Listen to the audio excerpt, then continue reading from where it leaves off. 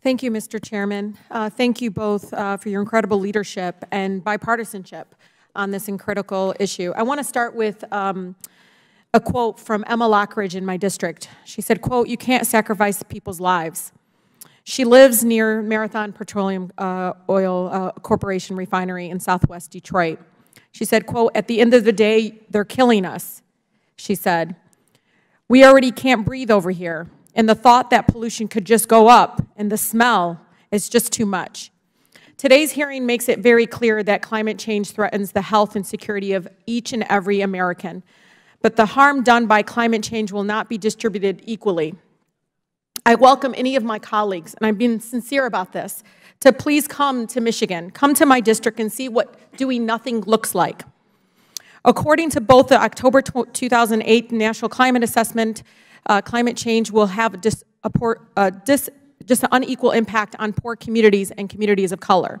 The assessment explains, as you all know, secretaries, multiple lines of evidence demonstrate that low-income communities and some communities of color are experiencing higher rates of exposure to adverse environmental conditions and social conditions that can reduce their resilience to the impacts of climate change.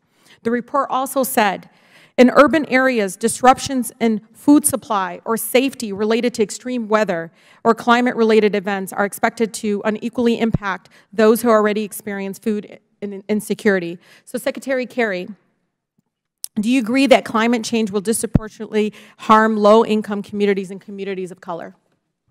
Yes, absolutely, without any question. I mean, you know, diesel trucks, I mean, it's not just climate change. Our environmental policy does it. Absolutely. Where do the diesel trucks go driving through a city? They go through the poor neighborhoods.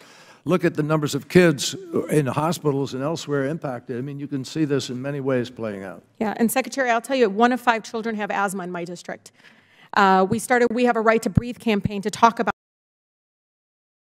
And local environmental justice advocates in Detroit have identified extreme heat and flooding as the key concerns for the Detroit-Wayne County area, where my district is located. And low-income households are at extreme risk for exposure to heat. A study by the University of Michigan says temperatures in Detroit homes alone were 4 degrees warmer than outside temperatures from July to September of 2016, with over 35% of those homes studied registered average indoor temperatures above 80 degrees.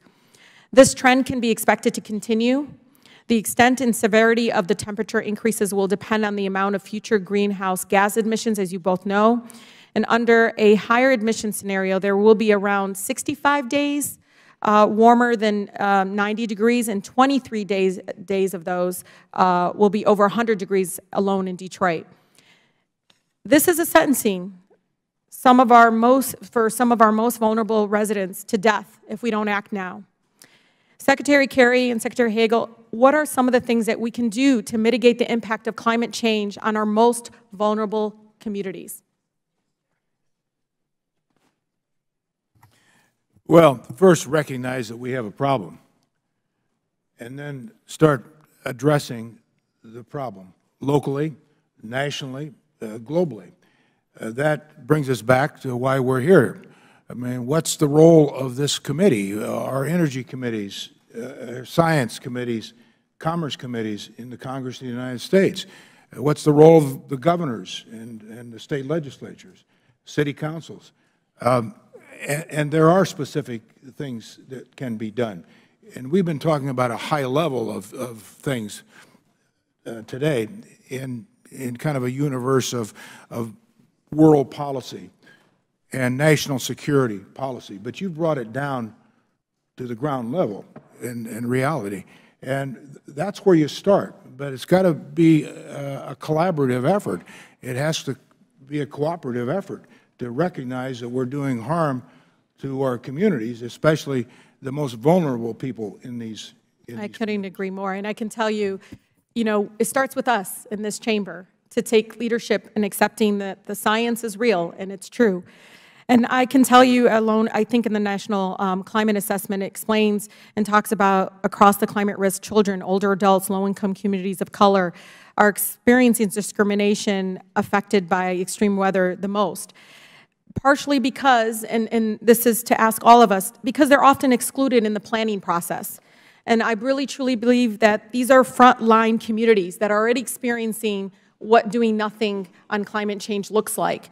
And they need to be at the table. And yes, I'm here speaking on their behalf, but I ask you both, bring them to the table as you're planning this process, as you're doing the advocacy and educating all of us in this chamber. Bring them here, because when we do that, when we localize what is happening now and not doing nothing, because it's already happening across this country, those voices need to be in this room. Thank you.